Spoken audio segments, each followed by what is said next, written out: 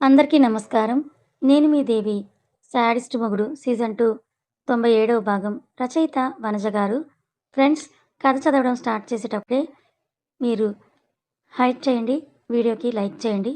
అందరూ అభి ఏం రాస్తాడని వెయిట్ చేస్తూ వాళ్ళ ముఖాలపైనే దృష్టి పెట్టడంతో అభి జానకి వైపు చూశాడు. ఆమె కళ్ళార్పగానే వాళ్ళు ముందుగా అనుకున్న పేరే అద్వైతరాం అని పేరు బియ్యంలో రాయగానే అందరూ కుర్రజంట ఒక ఓ వేసుకునేసరికి పిల్లలు బెదిరిపోయి జానకి చీర కొంగును దాగిపోయారు.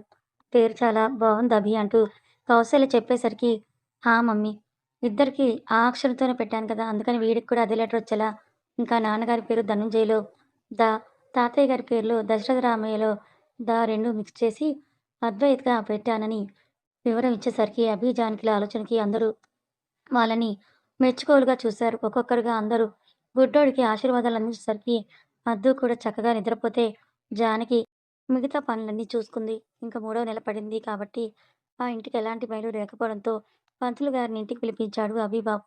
ఈ గ్యాప్‌లో జ్వాలకి ఐదో నెల కూడా వచ్చేసింది. అభిరామ్ వచ్చే వారంలో స్వామివారి కళ్యాణానికి ముహూర్తం చాలా బావుంది. ఆ రోజే ఊరందరి ముందు శివపార్వతుల కళ్యాణం జరిపిద్దాం ఏమంటారు అని ఆయన అడగడంతో అభి అందుకు సరే అని చెప్పి, ఆ తర్వాత కూడా ఒక మంచి ముహూర్తం ఉన్న రోజు చెప్పండి పూజారి గారు అనడంతో ఇంట్లో వాళ్ళందరూ కూడా ఎందుకు అని అడిగితే జ్వాలకి సీమంతం కోసం అని చెప్పాడు అభి. అది కూడా వాళ్ళు ఆలోచించలేదని అనుకుంటూ కాస్త గిల్టీ అయిన అయాన్, అజిత్, అభి తమ గురించి ఇంచు పాయింట్ కూడా మర్చిపోలేదని తెలుస్తుంటే మనసులోనే అభి ప్రేమకి పొంగిపోయాడు. మార్తాండ ఆ ఊర్లోని పొగలు కక్కుతూ వీళ్ళ వారసుల నామకరణానికి మింగుడు పడక అసిడిటీతో బాధపడుతుంటే ఆ ఇంట్లో ఉన్న ముగ్గురు తన సొంత మేనలుడు మేనకోడలు అన్నట్టుగా పిల్లలు ఆఫీస్ వర్క్తో కాలక్షేపం చేస్తున్నాడు. అభి కంప్లీట్గా ఊరు నుండే వర్క్ చేస్తుంటే Ajit, Kashyap important flight meetings ఉన్నప్పుడు సిటీకి వెళ్తూ వస్తూ ఉన్నారు. ఇక అయాన్ కూడా అంతే. మరుసటి వారం ఊరందరికీ జాతర మొదలైనట్టే అయ్యింది. అందరూ కలిసి గుడి ముందు సొంత ఇల్లు అన్నట్టు ఆ పని ఈ పని చేస్తూ ఉంటే చూడటానికి చాలా బాగుంది. అభి ఫ్యామిలీ కూడా మొత్తం గుడిలోనే ఉండడంతో ఇంకా కోలాహలంగా మారింది. జానకి పని చేస్తా అన్నా కూడా చిన్న పిల్లాడున్నాడని ఎవరూ ఆమెని చేయనివ్వలేదు. ఇంకా ఆద్య నాటకాలైతే చాలా ఎక్కువ అయ్యాయని చెప్పాలి. ప్రతి ఒక్కరి మీద అభికి కంప్లైంట్ ఇస్తూ అతను చెవులు నింపేస్తూ ఉంటే అభి మాత్రం కూతురు ముందు వాళ్ళని మందలిస్తూ ఆ పాపని హ్యాపీ చేస్తున్నాడు. రామ్, అటు చూడు ఎవరొచ్చారో అని అంటూ సంతోషంగా పైకి లేచి ఎదురుగా ఉన్న వాళ్ళని హత్తుకుని జానకి, పెద్దమ్మ, పెదనాన్న బాగున్నారా అంటూ వాళ్ళని అభిమానంగా పలకరిస్తూ ఉంటే వాళ్ళు జానకిని మనస్ఫూర్తిగా చూసుకుంటూ, జానకమ్మ, నువ్వేనా ఇంతలా మారిపోయావు అంటూ వాళ్ళు అడుగుతుంటే, నేనే పెద్దమ్మ, నాకప్పుడు ఇద్దరు కవలలు పుట్టారు, ఇప్పుడు ఇదిగో మళ్ళీ వీడు అంటూ ఆటల్లో మునిగిపోయిన ఆద్య, ఆదిత్యని ఇంకా నిద్రపోతున్న అద్దు చూపించడంతో, నువ్వు చల్లగున్నావు అంతే చాలని చెప్తే వాళ్ళని అందరికీ పరిచయం చేసిన జానకి అభి తనని అనుమానంగా చూస్తున్నాడు అని తెలిసేసరికి నాలుక కరుచుకొని ఇంటికి వెళ్ళిపోయింది జానకి. వెనకే వెళ్ళిపోయాడు అభి కూడా. తోరణాలు కడుతున్న అభిరూప్ దగ్గరికి వెళ్ళిన అయాన్, బామ్మర్ది, నీ దిల్కా ధడకనొస్తోంది చూడు అంటూ చెప్పేసరికి ఎవరా అని చూసిన అతనికి కాస్త దూరం ఇప్పుడు కొంచెం నార్మల్గా నడుస్తున్న జాస్మిన్ ఇంకా గీత కనపడేసరికి వాళ్ళకి హాయ్ చెప్పి మిగతా పనుల్లో పడిపోయాడు. అమ్మవారి పునఃప్రతిష్ఠాపన అయ్యాక జాస్మిన్ వేరే ఊరికి ట్రాన్స్ఫర్ అయిపోయింది ప్రాజెక్ట్ పని మీద. ఏంట్రోయ్, జస్ట్ హాయ్ మాత్రమేనా? పాపం నీకోసమే వచ్చింది.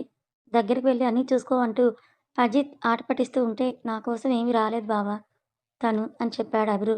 మరి ఎవరి కోసం వచ్చిందో అని అంటూ ఇద్దరూ రాగం తీయడంతో, నేనే మా ఊర్లో ఇలా కళ్యాణం జరుగుతోందని ఇన్వైట్ చేశాను, అందుకే వచ్చిందని చెప్తూ అక్కడే ఉంటే బావలిద్దరూ తనని రోస్ట్ చేస్తారని ఫిక్స్ అయిన అభిరు తోరణాలు కట్టుకుంటూ అలానే గుడి బ్యాక్ సైడ్‌కి వెళ్ళిపోయాడు. ఈ రూప్ గారేంటి చాటింగ్‌లో, ఫోన్‌లో బాగానే మాట్లాడతాడు.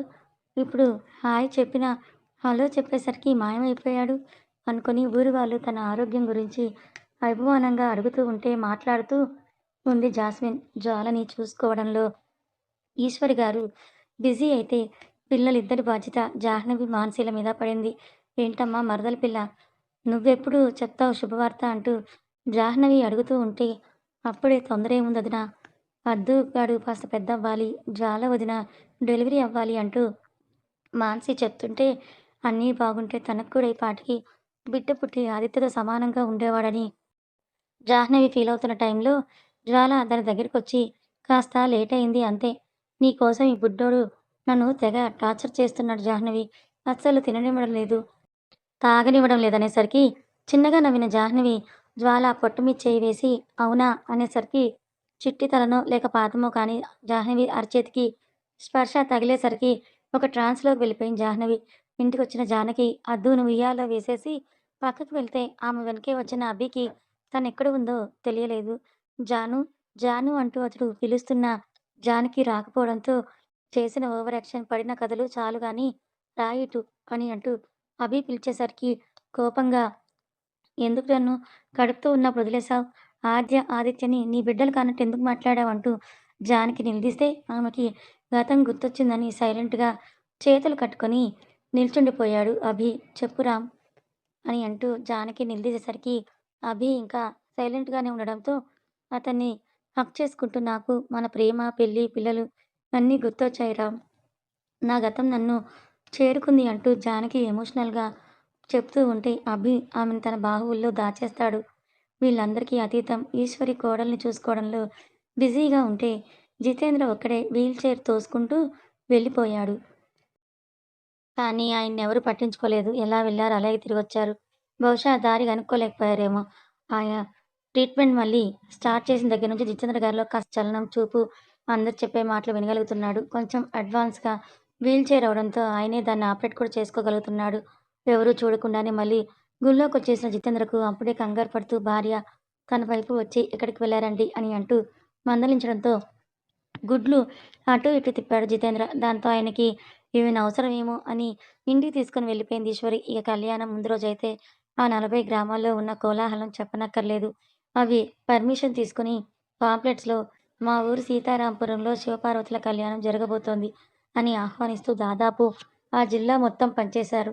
ఇక మరుసటి రోజంటే కళ్యాణం రోజే మళ్ళీ పంతులు గారు ముందుగా శివునికి అభిషేకం, అమ్మవారికి కుంకుమార్చన చేశాక, తర్వాత కళ్యాణానికి ముహూర్తం ఉండడంతో ముందుగా అభి దంపతులు ఇద్దరు శివయ్యకు అభిషేకం చేయించాక అమ్మవారికి కూడా కుంకుమార్చన జరిపించారు. ఈ కళ్యాణానికి ముహూర్తం దగ్గరయ్యేసరికి వాళ్ళే కాకుండా వీళ్ళ పాంప్లెట్స్ చూసిన వాళ్ళందరూ మరో 500 మంది దాకా జనాలు రావడంతో ఇక నిజంగా అక్కడ శివపార్వతులే వచ్చి పెళ్లి చేసుకుంటున్నట్టుగా అనిపించింది. అన్ని శాస్త్రోక్తాలతో కళ్యాణం అంగరంగ వైభవంగా జరగడంతో కైలాసం నుండి చూస్తున్న ఆ దంపతులు కూడా సంతోషించి వీళ్ళ మీద అక్షింతల ఆశీర్వాదం చల్లడంతో అందరూ హ్యాపీ అయ్యారు.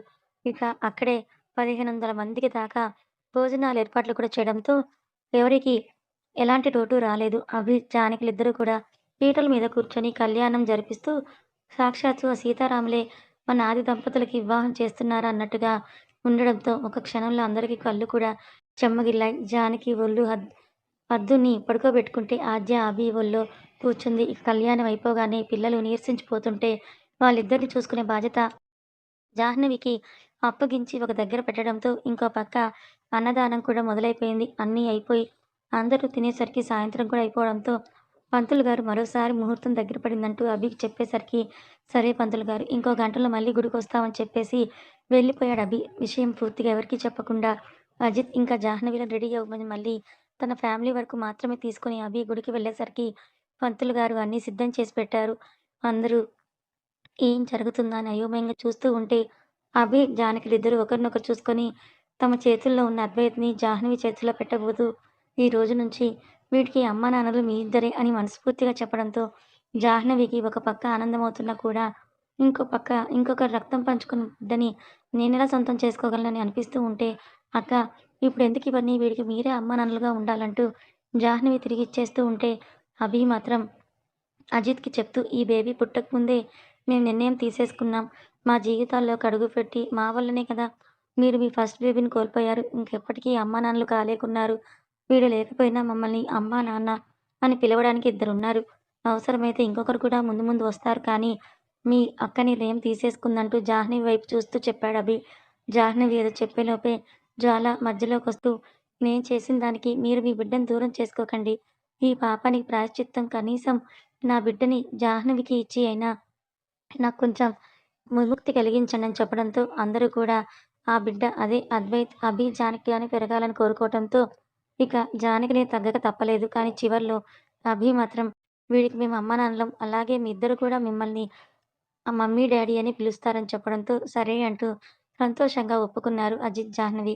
పంతులు గారు ఇలా గర్భంతో ఉన్నప్పుడే దత్తత తీసుకునేలాంటివి పూజలేమైనా ఉన్నాయా అని జ్వాల అడగటంతో ఇంకా అలాంటివి శాస్త్రంలో పుట్టలేదమ్మా అని ఆయన చెప్పడంతో, సరే ఆ పని వీడు పుట్టాక జరిపిస్తానని చెప్పి సంతోషంగా అద్వైత్‌ని జాహ్నవి చేతుల్లోనే పెట్టి అందరూ ఇంటికి బయలుదేరారు. ఆ రోజు రాత్రి ఉన్న నలుగురు జంటలకి చాలా నెలలకి దొరికిన ప్రశాంతమైన ఏకాంతం కావడంతో, ఎవరి జంట పక్షితో వాళ్ళు హ్యాపీగా టైమ్ స్పెండ్ చేస్తూ ఉంటే, అభి, జానకిలు మాత్రం తనకి గుర్తొచ్చిన గతం కోసం మాట్లాడుకుంటూ, ఇంకోసారి తమ ప్రేమ ఎలా చిగురించిందో మాటలు మొదలుపెట్టి తెల్లవారేదాకా మేల్కొని ఉన్నారు. మరో 3 రోజుల్లో ఇక జ్వాలకు కూడా 5వ నెల సీమంతం చేయాలని ఫిక్స్ అవ్వడంతో, ఈసారి ఊర్లో పెద్ద మనుషుల వరకు తమ ఫ్యామిలీ వరకే అభి ఇన్వైట్ చేయడంతో, పుట్టింటి తరపున సార్ మొత్తం రూప్ తనే చేస్తానని అనడంతో ఇక ఎవరు ఏమీ మాట్లాడలేదు. ఆ అయోధ్యలోనే జ్వాలకి సీమంతం చేశాక అందరూ హైదరాబాద్ వెళ్ళాలని ప్లాన్ చేసుకున్నారు. దానికి తగ్గట్టుగానే మరోసారి పచ్చని పందిరి జ్వాల కోసం సిద్ధం కాగా, రూప్ ఇంటి నుండి అన్నీ తీసుకొని బయలుదేరుతుండగా అయోధ్య ఇంట్లోకి మొదటగా చీర సారె పళ్ళెంతో జాస్మిన్ అడుగుపెట్టింది. పక్కనే జ్వాలకు పెట్టాల్సిన గోల్డ్ గిఫ్ట్ అంతా తీసుకొని రూప్ నిలబడడంతో ఆమెలో అణకువ, మొహంలో కళ అన్నీ తమలాగే సరిపోయినా ఒక్క బొట్టొకటి వాళ్ళకేమీ అక్కడ చూసే వాళ్ళకు ఏమీ ప్రాబ్లమ్ లాగా అనిపించలేదు. కానీ మనవరాలు కోసం తన పగని కాస్త పక్కన పెట్టిన మార్తాండ గారు అక్కడికొచ్చి వీళ్ళిద్దరిని జంటగా చూసేసరికి పాపం ఆయనకి బీపీ పెరిగిపోయి కళ్ళు తిరిగి పడిపోయారు. ఎంతైనా ముసలాయన కదా అని ఆ మార్తాండ తోడు దొంగ అయిన శేషుని ఆయనకు తోడుగా పెట్టి మొదటగా జ్వాలకి గంధం రాసి, కుంకుమ పెట్టి, గాజులు తొడిగి, స్వీట్ తినిపించాక తర్వాత ఒక్కొక్కరు ఆశీర్వదించాక, చివరిగా ఈశ్వరి జితేంద్ర వీల్ చైర్‌ని దగ్గరికి తీసుకొచ్చింది జ్వాల మీద. ఆయన చెయ్యి పట్టుకొని అక్షింతలు వేస్తూ, ఆయన నోటితో స్వీట్ తినిపిస్తుండగా చేసిన ఈశ్వరి గారికి అప్రయత్నంగా ఆయన చెయ్యి జారిపోయి జ్వాల కడుపు మీద పడటంతో, మొన్న జాహ్నవి ఎక్స్‌పీరియన్స్ చేసిందే ఈ రోజుది కూడా జ్వాల కూడా ఎక్స్‌పీరియన్స్ చేస్తూ చిన్న జర్క్ కాళ్ళు, చేతులు కదిలించాడు. అందరూ ఏం జరిగిందో అని టెన్షన్ పడుతూ ఉంటే అయాన్ మాత్రం తండ్రి వీల్ చైర్‌ని పక్కకు తీసుకొచ్చి ఒక మంచం మీద పడుకోబెట్టి అతన్ని ఈ విధంగా అబ్జర్వ్ చేస్తూ ఉన్నాడు. ఈలోపే ఆయన స్పృహ కోల్పోయారు జితేంద్ర. ఏమైందిరా అన్నట్టు ఈశ్వరి అయాన్ వైపు చూస్తుంటే అతను తెలీదన్నట్టు తలూపాడు. ఇక చేయాల్సిన వాళ్ళు చాలామంది ఉండడంతో మార్తాండ కూడా కొంచెం నార్మల్ అవ్వడంతో అతని చేత కూడా జ్వాలని ఆశీర్వదింపచేశాక ఆ ముసలోడు మాత్రం కనీసం నువ్వన్నా నా పగని పంచుకోలేక మధ్యలోనే ఇలా మారిపోయావు. మనకంటూ ఇంకా వారసులెవరూ లేరు. కనీసం నీకు పుట్టే బిడ్డనైనా నాకిస్తావా జ్వాల అని అడిగేసరికి చాలా గట్టిగా పట్టుకుంది తన కడుపుని జ్వాల. నెక్స్ట్ ఏం జరగబోతోందంటారు ఫ్రెండ్స్? జితేంద్రకి ఏం జరిగింది? కథ కొనసాగుతుంది. ఈ కథ మీకెలా అనిపించింది? నచ్చిందా? నచ్చితే లైక్ చేయండి. మరికొంతమందికి షేర్ చేయండి. ఇలాంటి మరిన్ని మంచి కథల కోసం మన ఛానెల్‌ని సబ్స్క్రైబ్ చేసుకోండి. Thank you so much.